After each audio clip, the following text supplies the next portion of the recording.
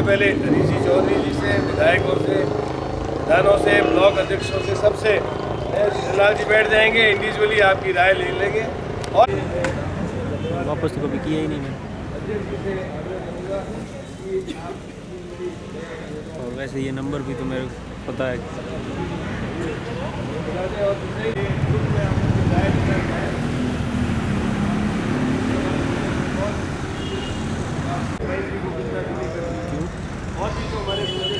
उठा तो लिया मैं, कब नहीं उठाया। केंद्र में बॉडी अलग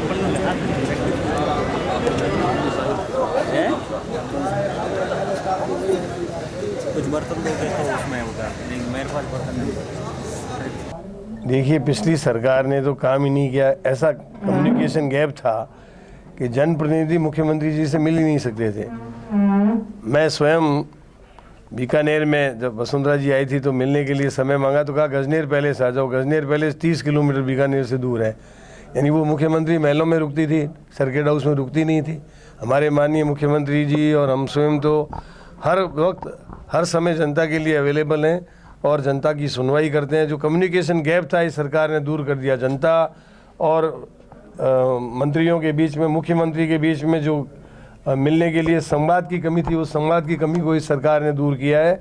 और आगे भी हमारी ये चेष्टा रहेगी कि हम सब लोग जो हैं जनता की भावनाओं को सुनकर उनके कामों को करें। आपने अधिकारियों की मीटिंग में भी हम लोगों ने ये कहा है कि जनप्रतिनिधियों की बात को सुना जाए। पिछले 5 वर्षों में क्या हुआ वो तो मैं समझता हूँ कि सबको पता है कि जो लक्ष्य निर्धारित किए थे वो पूरे नहीं किए, जो काम होने चाहिए थे वो काम नहीं हुए। आज अभावग्रस्त बाड़मेर ज़िले में उस सरकार ने कोई काम नहीं किया। मैंने आज ही निर्देश दिए हैं कि मैंडेज बढ़ाए जाएं, कहीं भी रोज़गार की कमी नहीं रहे, पीने के पानी का प्रबंध किया जाए और जल्दी से जल्दी हम कोशिश करेंगे कि यहाँ चारा डिपो खोले जाएं और उसके बाद में जब जब ज़रूरत होगी हम पशु सेवा शिविर भी खोलेंगे और अभावग्रस्त बाड़मेर को पूरी तरीके से मतलब क्या है, राज्य सरकार का संरक्षण रहेगा और राज्य सरकार को जो भी काम करना होगा हम प्राथमिकता के आधार पर करेंगे। सर, लोकसभा चुनाव है सर, हेमाराम जी आज मीटिंग में नहीं आए, खफा चल रहे हैं काफ़ी टाइम से। कोई खफा नहीं है, मेरी उनसे बात हो गई। उनका जो है वो जोधपुर में है और चूंकि उन व्यक्तिगत कारणों से वो नहीं आए। बाकी मेरे तो मित्र हैं। हेमाराम जी से मेरी स्वयं की बात हुई है। उन्होंने कहा कि मैं कोई व्यक्तिगत काम से नहीं आ पाऊँगा।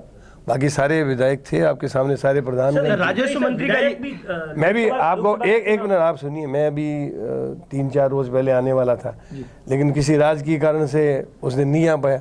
तो ऐसा हो सकता है कई बार। हर बार क्या है कि मतलब कुछ व्यक्तिगत काम हो सकते हैं। जो राजस्व मंत्री बना के है, मतलब हरीश जी बाड़मेर आए तब भी वो नहीं दिखे, उससे पहले मीटिंग थी तब भी वो नहीं दिखे और उनके कार्यकर्ता भी काफी खफा चल रहे हैं। यहाँ तक कि सीएम और है ना उप सीएम से भी उन्होंने बात। इसके साथ मैं जोड़ रहा हूँ राजस्व मंत्री, मैंने आपको इसका जवाब दे दिया ना कि इस मीटिंग में वो किसी कारण से नहीं आ सके, उसके बारे में मेरी बात हो चुकी है। सर, लोकसभा चुनाव में क्या विधायक भी पार्टी लोकसभा का सांसद को टिकट दे सकती है, इस तरीके की भी कोई बात है? ये हमारे डिस्क्रिशनरी पावर में नहीं है, ये पार्टी हाईकमान का डिस्क्रिशनरी पावर है।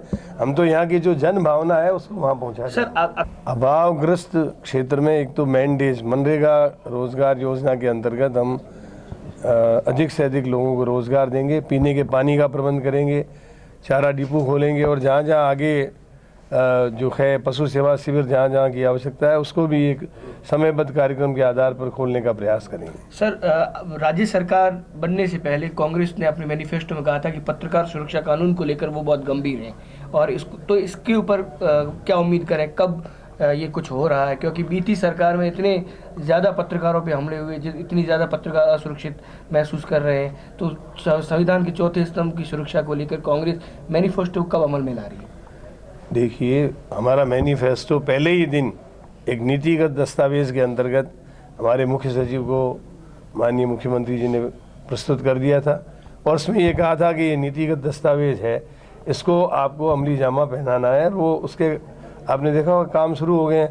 आपकी पत्रकारिता विश्वविद्यालय हरदेव जी जोशी के नाम से जो कांग्रेस के राज में खुली थी, बीजेपी ने उसको बंद कर दिया। हमने आते ही सबसे पहले पत्रकारों के लिए वो यूनिवर्सिटी बनी है और उसको हमने शुरू कर दिया। वैसे ही फेज़ वाइज जो हमने वादे उसमें किए हैं, ये 5 वर्ष के वादे हैं, उनको धीरे धीरे संबंधित मंत्री जो है उनसे आप अप्रोच करें। आपकी भावनाओं को मैं संबंधित मंत्री तक पहुंचाऊंगा और हमारी कोशिश रहेगी कि वो हमने वादे जो 5 साल के लिए किए हैं उन वादों को हम जो है फेज़बद्ध कार्यक्रम के आधार पर पूरा करें।